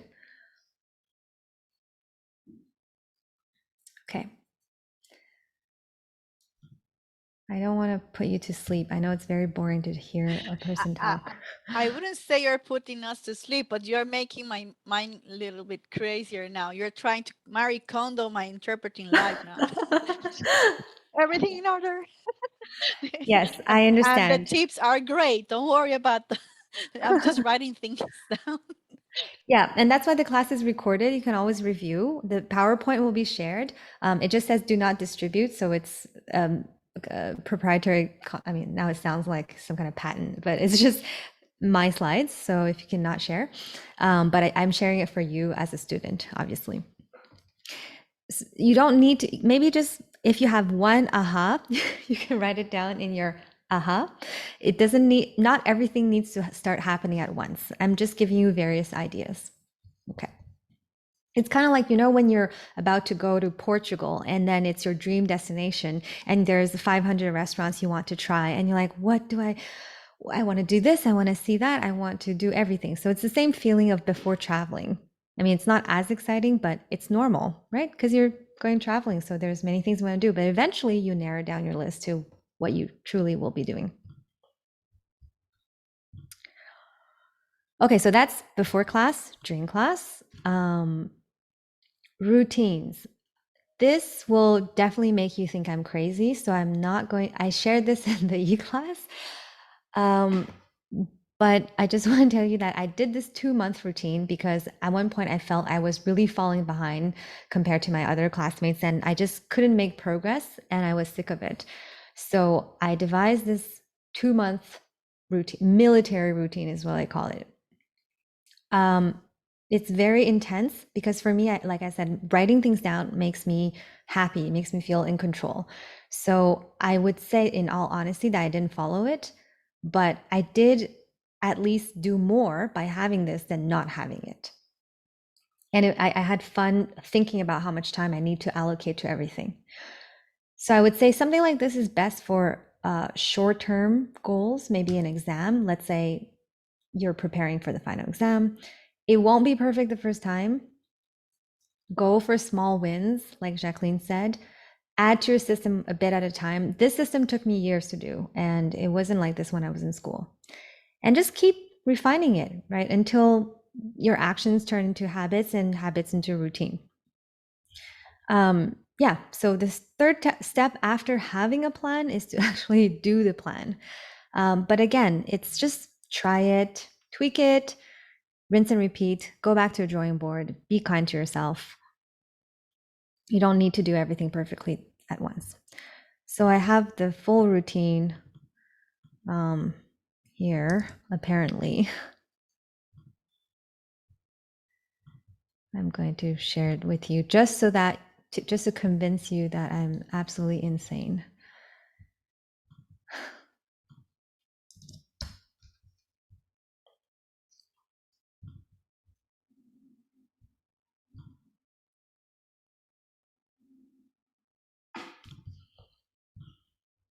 So here, at one point I actually did, at first I was very motivated. So I had a morning routine. I wanted to wake up early. I even put things like brush my teeth. I timed it and I realized it takes me 8 minutes to get myself up. And then I even put like makeup 5 minutes. And then this is my daytime plan. So I actually did allocate time for K, L, and S and B.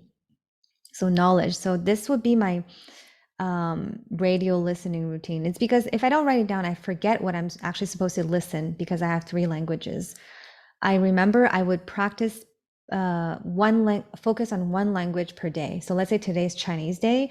I listen to mostly news in Chinese. I try to speak in Chinese. I watch a TV show in Chinese before winding down for bed. I will practice only into Chinese, and this allowed me to focus a little bit more. But you could do it differently. You could do today's Consec day. Today is Simo day, right? Today is whatever day. So you can organize it however it makes sense for you, or you can just keep alternating. Everything is good. I would say get started on the most difficult task of the day first. And then I put all this here because this was actually my plan that I executed to varying degrees of success throughout my 2-month routine. So it can maybe give you some ideas of what to do. So feel free. I already included it in our e-class page. So I'll let you look at it on your own time. And feel free to judge me, no problem. There's everything here. So this was the routine I devised. And as a homework, I'd like you to also try out creating some kind of routine. It does not have to be like that one, but just start and test it out for maybe a week or 2 and see what you learn. Maybe you learn that routines are not for you and you hate it. Perfect. That's fine too.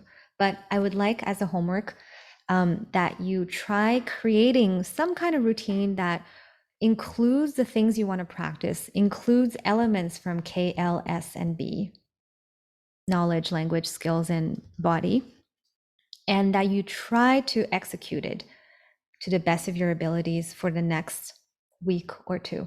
And then we'll check back to see how you're doing on that.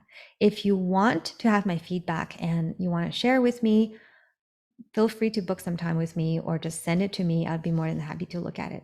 Okay. That's something I'm offering. All right. We're almost done there.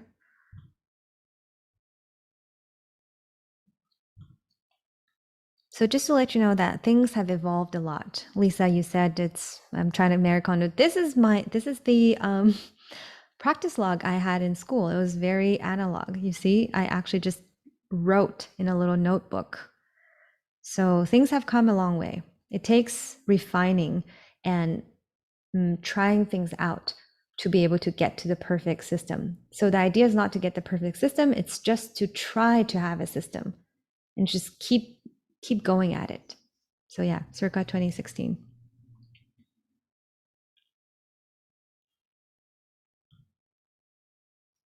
This is a one pager, coming back to Camilla's question a little bit on, I just call this like jumpstart your practice learning system, a starter kit. So this includes most of the things we talked about. I think this is what you need for this program and maybe for your life. I'm not trying to dictate what you need, but based on what I covered, this is everything together. So you need some kind of to-do list for your life. You need some kind of brain dump, right? You can use Notion, you can use Trello, you can have a notebook, but you need some to-do list because otherwise your brain will become clogged. You need the scratch pad for classes, somewhere that you always go back to the same notepad or the same thing to keep taking notes. You need a scheduler, especially later when you start doing assignments. You will need to make sure you never miss an assignment, and there are sometimes close calls. So make sure that you get into a habit of having a calendar. I put in the calendar only things that are time specific. That's from the GTD Getting Things Done system. Don't put do my routine. So things that are not recurrent, don't put it in there. Only put things that are time or task specific, like practice with Kathy-Ann, 1.5 hour. Boom, it's in there. But don't put practice in general, because you'll never do it, because the calendar will lose its credibility if you put everything in there. You need some kind of feedback or a speech log. Write down what others are saying. So either you include the feedback in your speech log, or you have an actual notebook where you write down, like I said, on one side the good feedback and the other side the things to work on. But you need something to capture the feedback. Oh man, glossary, a whole other topic. I don't think I'll go there. Yeah, but most of us will have to use glossaries. Do you want me to show you my glossary just very quickly, or no? Or you're already overloaded? Just very quickly. Okay, very quickly, I promise. Just to because I think you can't really avoid glossaries, even if it's not the main idea. It's just hard to not have glossaries. Some people don't use them. So this is my French verb noun expressions. I just use tabs, but I've been using this for a while and it works for me. So all the verbs are here. These are verbs I love and enjoy and I want to keep using. This is my knowledge tab. This is my, automatisme that I talked about. So these are things that I just want to get down. I don't want to think about it. Like union, syndicat, take away, message clé. It's just all the things that keep coming back and I just want to get it over with. Benefits, retomber, right away. These are expressions. You see how it's not perfect, but at least I keep feeding it and I keep using it. Time and measure, there's nothing there. And then there's like a various things, like I find that having links is very useful. So when I hear people say d'emblée, blah, blah, blah, I'm like, oh, that's nice. So I just add it there. Manifestement, dans cette optique, par ailleurs, blah, blah, blah. So it's just nice. And I write down who said it because why not? I give them credit in my own glossary. Yeah, so it's just different tabs that you can use at the bottom to structure the glossary a little bit. This is my main glossary. It's not per conference. I have different glossaries for each client that I'm working, but this is my master glossary, if you will, of things that I want to go back to and keep feeding and keep using. Okay. Finally, so yeah, glossary, you need your KLSG lists. So those are the lists I talked about, the pronunciation, whatever format. You need a recorder. You need something to listen to podcasts or to read. And maybe you need something to manage all that, such as Trello, which you're free to explore. It's pretty useful. The only thing missing from here that I've used before is interpreting journal. So that's for if you're more reflective, it's good to write down, to have a little interpreting journal if you want.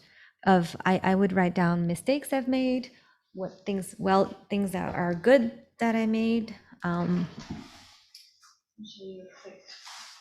example.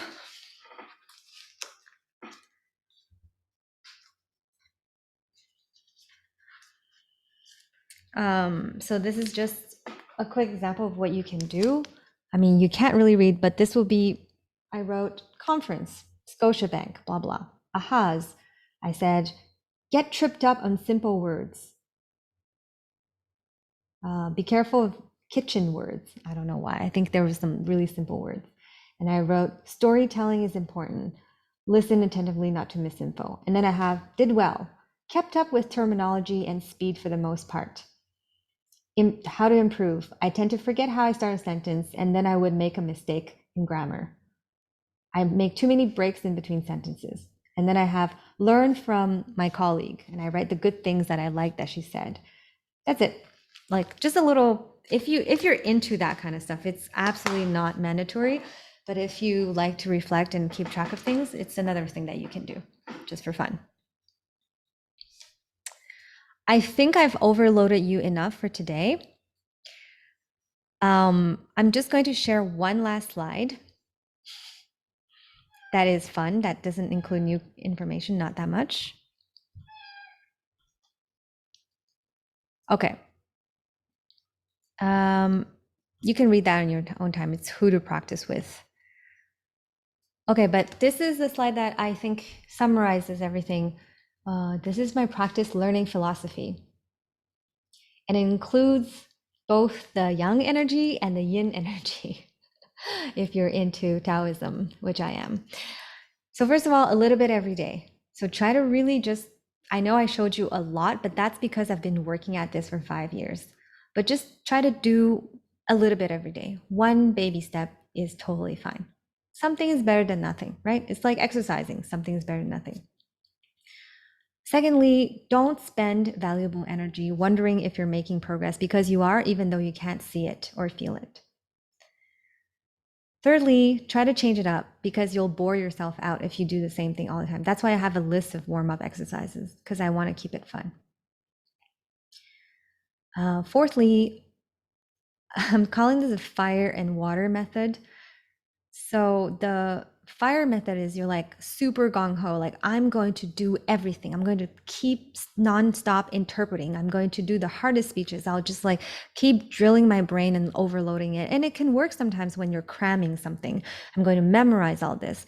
And the water method is more just letting things percolate, just letting yourself enjoy maybe doing a light shadowing, or just maybe you want to memorize a beautiful poetic sentence that you saw somewhere and you think it's nice and you just want to learn it.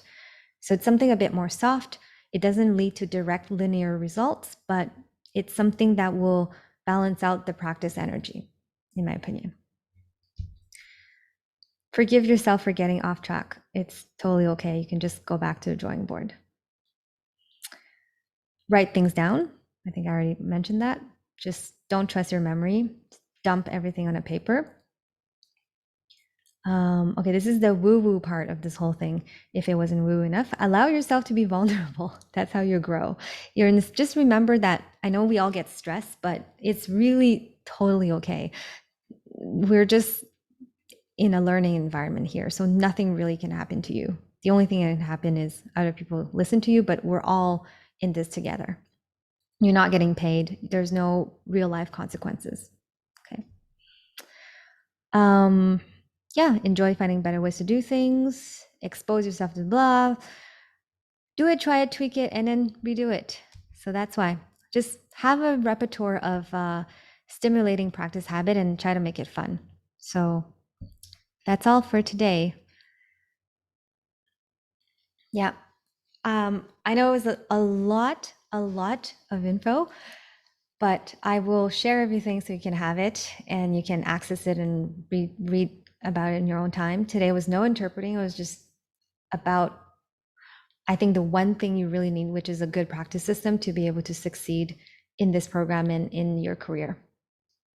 That's something I'm very passionate about. And I asked Andrew to teach this one because I realized that it's not enough to just go to classes.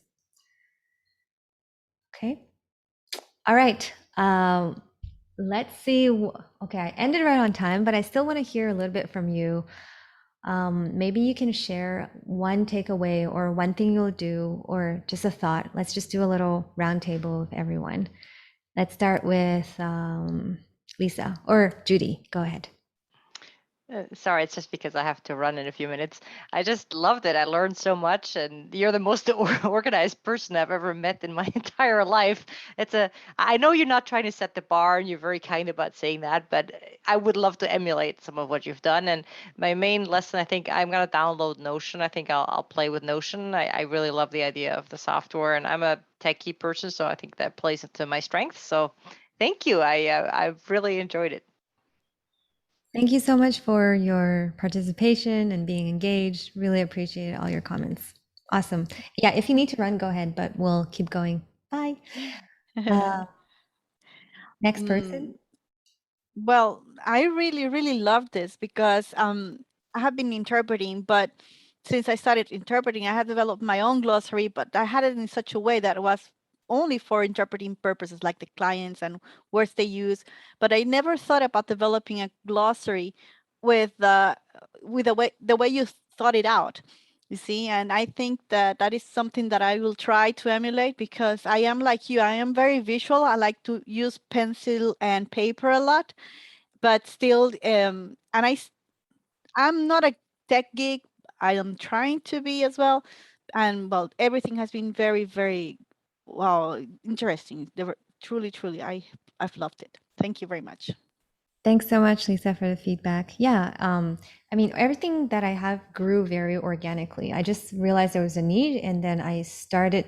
So there's many iterations of what I did. This is just the version I was seeing today, but there were many, many versions, and I kept having to tweak it. But I thought it was worth it, and now I'm pretty happy with it. Anyone else want to share a takeaway? Let's just go in turn. Maureen, I haven't heard your voice yet.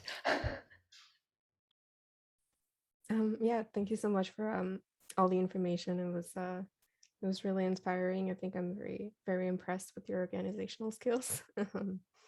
And I know what you said about the brain dump resonated. I mean, many things did. I use a journal, a bullet journal, so I have different sections where I keep track of different things, but it's not interpreting specific necessarily. So I think I could probably try to apply that. I will check out Notion as well. I think it could be a useful tool, and it will be online as well, just like our calendars. So yeah, I'm interested. And then the breakdown, the KLSB system, that practice breakdown was also really interesting. So yeah, thank you. Thanks so much. Yeah, it's even if you find one thing that resonates or that you want to try out, doesn't mean it will work out, but it's good to I also like looking at other people's systems, and sometimes I'm like, oh, I want to try that. And it could work for you or not, but give it a try. Thanks so much, Marie. Maria? Yes, for me, can you hear me okay? We can hear you faintly, but go ahead. Can you hear me now? Oh yeah, very good. Okay, there we go. So for me, I really liked, yeah, the way you explained, you broke out the practice and like to make it very intentional with very focused goals. I have been working the whole week on trying to find a way to improve my note taking. So I loved your example and your idea on how you do it. And I think I'm going to start applying that because I'd never thought to take notes from a transcript if from the speech was too difficult. So I'm definitely going to start applying that this weekend. Thank you. Nice. Very good. Yeah, I realize that you don't need to do all of the steps that are involved in interpreting at each practice session. So you can practice just memory, just analysis, just note taking. You don't need to always end up in a final product of interpreting. Yeah, and you can also practice the back end or the front end, whatever you want to call it, of let's say you want to do you practice making a little speech on whatever topic if you want to practice speaking, or you give yourself the goal of raising your hand at least 5 times in the week, even if you're more on the shy side, but it could be a little challenge you give yourself because class time is valuable time for you to practice speaking English in front of a crowd, i.e. what you do in the booth anyway.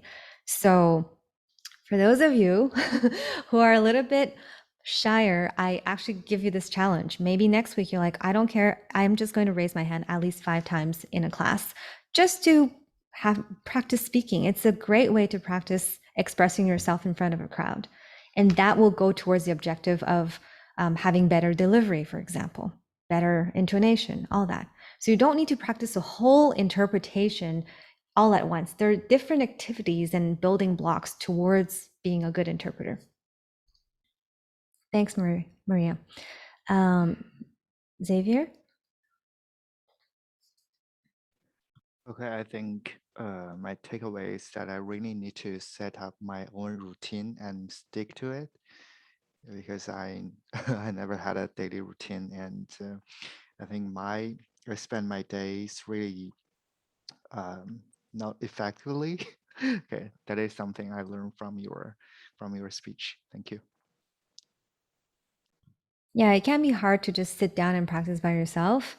So if you're more like a social person, you can also just reach out to 2 or 3 people and be like, hey, let's practice every Wednesday, or at least try to, and at least get that one thing going, right? Just schedule it right away. I actually wanted to separate you in groups and force you to schedule that in your calendar. We ran out of time for that. So I'll leave the homework as well as an optional homework in the e-class later on. But yeah, if you're someone who finds it hard to sit down and practice, just find some other people. It is hard to practice on your own. But it could be fun too once you get the hang of it. Thanks. Louis? Sure. I pretty like how you organize your practice logbook, and I think it's useful to integrate the feedback from the peers into the logbook so that you can keep track of the feedback you receive from the peers or from the instructors. And so we're going to apply that in our practice session right after this class. Nice. Excellent. Okay, Camila? Well, thank you very much. I mean, I'm really bad at planning. So I got lost in the end in all the tools, and I'm really looking forward to dig into it, really. And another thing was I thought that when you were, you said you were practicing taking notes on transcripts. This is just a tip, but you can also practicing that on news articles. So when you're preparing for the news class, you can take notes, and it works really well. Right. So on that, I was going to say, try to use transcripts of speeches as opposed to news articles. So I personally think because you're never going to be interpreting news. I mean, except for in Kinsey's class. But what I mean is, try to use a real transcript of a speech, of a spoken speech, as opposed to an article in the newspaper, because the way that a spoken word is structured is highly different than written material. So it's usually very, you know how it's really hard when people are just reading dense facts. So you want to try to interpret transcripts of real speeches. So that's what I would recommend. But maybe for note taking, it can work too if you're going for just news articles. But for interpreting, I usually recommend just speeches. Yeah, but not any article. I was thinking more articles that were telling a story. Oh, yeah. Yeah, of You see what I mean? Mm. course. And the last thing is, I don't know if you've heard of the tool Word Finder. Yes, you know what Yeah. it is? Yeah, Okay, that's a good. good one. You can maybe Yeah. share it in the chat so people can take it down. Okay. It's for glossaries and just to have it at hand. It's like the Spotify of dictionaries. So Nice. I'll write it down here. Thank you. Thank you. Okay, Chanel. I would say I find myself to be a low-tech person. So I really like your idea of keeping a scratch pad handy always. And I always tend to overload myself with all the new words, good expression that I heard daily. So I think that could come in handy. You know. Thanks, Janelle. I think just for reference that you're speaking from your computer, not your mic, but that's totally fine. Oh, Karianne. Yeah, I thought I was pretty organized, but I still have a long way to go with that.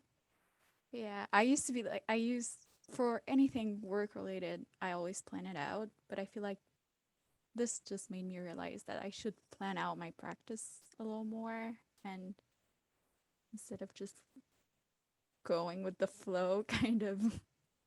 Yeah. No, totally. I mean, yeah, I'm sure that you're very organized. I see your room is in such good shape. Yeah. Um, I think it's just the reason I started planning practice is because sometimes I would be like, okay, it's time to practice. And then I'll be like, doo-doo-doo, don't know what to do. I guess I'll just like go in speech repository and find a random speech and go. And then I find that I didn't really kind of invest my time properly, if that makes sense. So that's why I started planning, not planning for the sake of planning, but because I found myself being lost and just not knowing what to do when it was time to practice. So if I had a plan, at least I'm just not thinking like, okay, today I'm just going to do note taking. There's no more practice FOMO. You just do that and that's it. Okay, Jacqueline.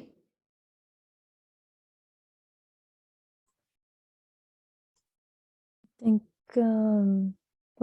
I sort of already wrote down a couple to do things I want to do. One of them is go back to the practice. I have an Excel sheet with all my practice sessions, and I think I'm going to update it and add a couple more columns to it and maybe see if the Notions thing works for me or not.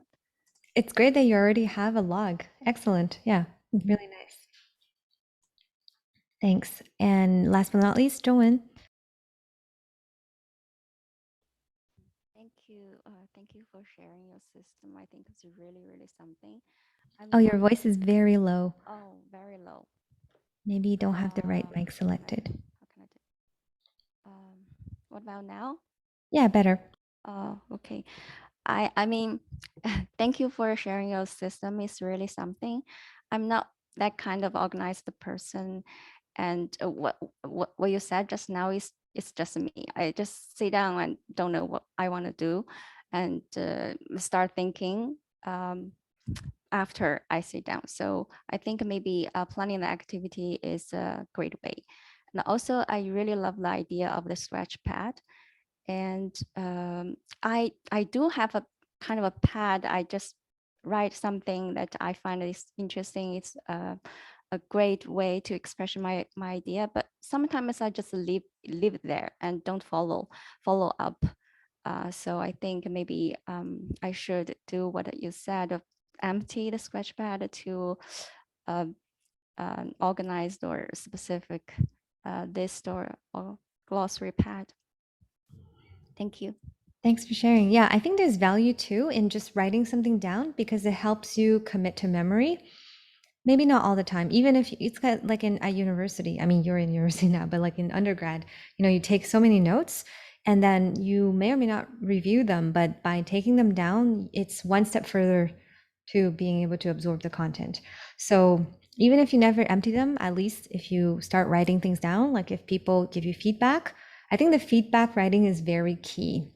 It takes a bit of habit building, but that's how you become aware of the priorities you should be focusing on. If everyone is telling you sound very choppy. Even if you don't believe it yourself, the facts, like the data, is there to tell you that. So you'll have to listen to the data, and you'll be like, okay, maybe I should work a little bit on smoothing out my delivery, right? So that it's more to gather data and become aware, like I said, of what you should be working on in priority. Because realistically, we need to work on everything. And that's why I asked you to do the survey too. But you need to do things in turn. If you have issues analyzing the speech or understanding, I would focus on that much more than anything related to delivery or your voice. That's not important if you can't get the basic gist of a speech. If your note taking is still not up to scruff, then definitely spend at least a couple weeks brushing up on that, because you'll struggle through your entire year if your note taking skills are, I mean, it's something that will keep evolving, but really try to can't speak anymore. Really try to focus on that if that's something that you have trouble with. Okay. Okay, I think we've run over time. I'm sorry about that, but I think it was relatively okay given the size of the class. So I'll post everything on eClass. If you don't see it on eClass somehow, you can always send me an email. You have my email, right? You received everything. If you need anything, want more detail, or want to discuss further, send me an email as well. You can also message me on eClass. I don't know if you know how to do that, but I do look at private messages on eClass as well as email. So on that, I'll let you go. And thank you so much for being with me and sharing all your ideas and listening to me talk for so long. I know it's pretty exhausting, but thank you. Okay, have a good night, everyone. Bye-bye. Thank you for everything. Thank you. Bye. Thank you.